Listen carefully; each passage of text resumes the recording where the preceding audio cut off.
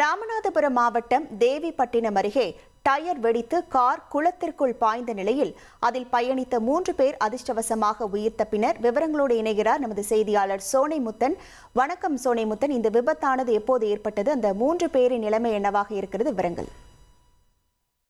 இன்று கார்த்திகை மாத 1ஆம் தேதியை முன்னிட்டு ஐயப்பன் கோவிலுக்கு மாலை அணிந்துவிட்டு மீண்டும் தன்னுடைய சொந்த ஊருக்கு திரும்பிக் கொண்டிருந்த பொழுது ராமநாதபுரம் மாவட்டம் ஆரஸ்மங்கலம் அருகே கார் கட்டுப்பாட்டை இருந்து, அதாவது டயர் வெடித்து கட்டுப்பாட்டை இருந்து ஒரு குளத்துக்குள்ள பாய்ந்த சம்பவம் பரபரப்பை ஏற்படுத்தியிருக்கிறது. ராமநாதபுரம் மாவட்டம் ஆரஸ்மங்கலத்தைச் சேர்ந்த நாகராஜ் என்பவர் தன்னுடைய மனைவி, மகள், மருமகள் ஆகியோருடன் தேவிப்பட்டினத்தில் உள்ள அந்த புனித தீர்த்த கடையில் குடித்துவிட்டு சபரிமலைக்கு இன்று மாலை அணிந்து கொண்டு தன்னுடைய சொந்த ஊரான ஆரஸ்மங்கலத்துக்கு மீண்டும் தன்னுடைய சொந்த கார்ல திரும்பி கொண்டிருக்கும் பொழுது தேவிப்பட்டினம் அருகே இருக்கக்கூடிய வெண்ணத்தூர் டோல்கேட் அருகே வாகனத்தின் முன்பகுதியில் உள்ள டயர் ஒன்று திடீரென வெடித்திருக்கிறது. இதில் அந்த ஓட்டுநருடைய கட்டுப்பாட்டை இழந்து அருகில் இருக்கக்கூடிய சாலையோரத்தில் இருக்கக்கூடிய அந்த ஒரு பெரிய குளத்தில் காரானது பாய்ந்திருக்கிறது.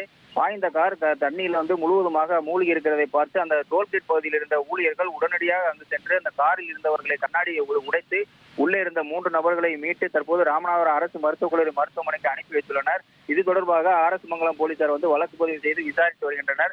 ஐயப்பன் கோவிலுக்கு மாலை அணிந்து கொண்டு சொந்த ஊருக்கு திரும்பி கொண்டிருக்கும் பொழுது டயர் வெடித்து குளத்தில் பாய்ந்த கார் அந்த பகுதியில் பெரும் பரபரப்பையும் ஏற்படுத்தி இருக்கிறது. உங்கள் விவரங்களுக்கு நன்றி சோனைமுத்தன்.